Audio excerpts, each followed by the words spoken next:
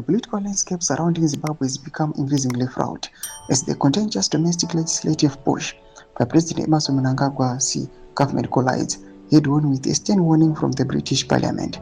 At the heart of this unfolding drama is the proposed Constitutional Amendment Bill No. 3, a piece of legislation that, if enacted, would fundamentally reshape Zimbabwe's political future, potentially extend President Mnangagwa's tenure until 2030, and dismantling key democratic safeguards.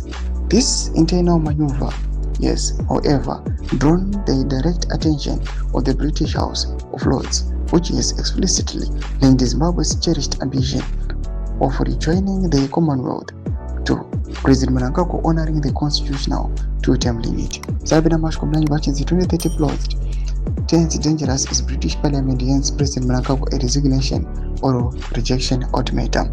And was subscribe or like on the bell icon. This is no more diplomatic nicety.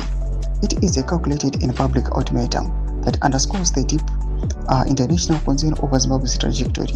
Our investigation reveals a hidden tension between Harare and London, questioning whether President Mnangagwa will ultimately prioritize international legitimacy and the prospect of Commonwealth re-entry over the extended period of domestic control.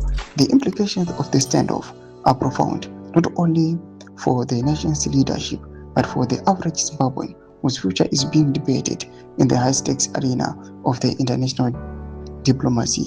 President Mnangagwa's alleged ambition to remain in power beyond his current term, which is set to expire in 2028, has been persistent and current in Zimbabwe politics. The ambition crystallized within the gazetting of the Constitutional Amendment Bill No. 3 on 16 February 2026, framed by its proponents as a technical reform aimed at mitigating election-related toxicity and fostering a long-term economic growth.